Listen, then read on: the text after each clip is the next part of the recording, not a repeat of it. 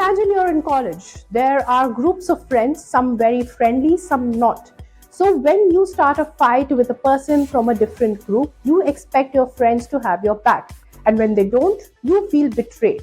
That is exactly what is happening with Donald Trump. He expected his friends in Europe to support him monetarily and militarily in the Iran war.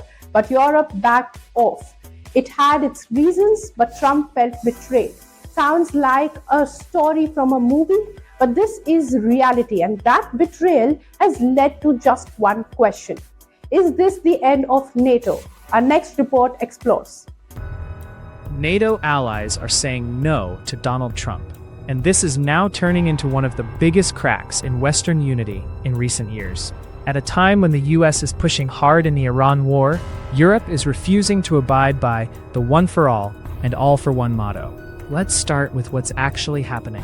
Countries like Spain, Italy, and France have either restricted or refused to allow the US to fully use their airspace for military operations targeting Iran. Germany and Spain have also shown reluctance in allowing access to certain air bases and military facilities. So why is Europe taking such a strong stand? The first big reason is lack of consultation. Reports suggest the US moved ahead with the conflict without fully aligning with its NATO allies. For Europe, this creates a trust gap. The second reason is economic risk. Europe is already dealing with inflation and energy uncertainty. A prolonged conflict in the Middle East, especially one affecting key routes like the Strait of Hormuz, could push energy prices even higher and strain their economies further. The third factor is public opinion. Across countries like France and Germany, there is strong resistance to joining another war. And finally, there's a strategic concern.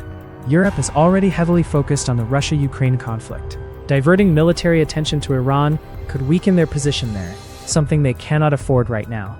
Meanwhile, Gulf countries are quietly telling the United States, don't stop the war yet.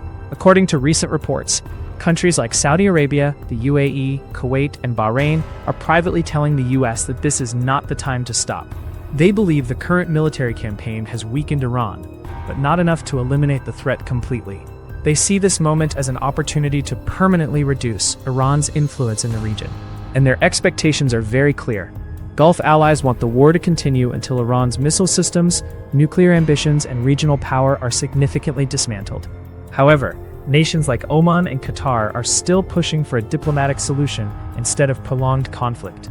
So Trump is now considering seeking funds to keep the military offensive against Iran on from the Middle East. Because NATO, well, they have not supported Trump in this war.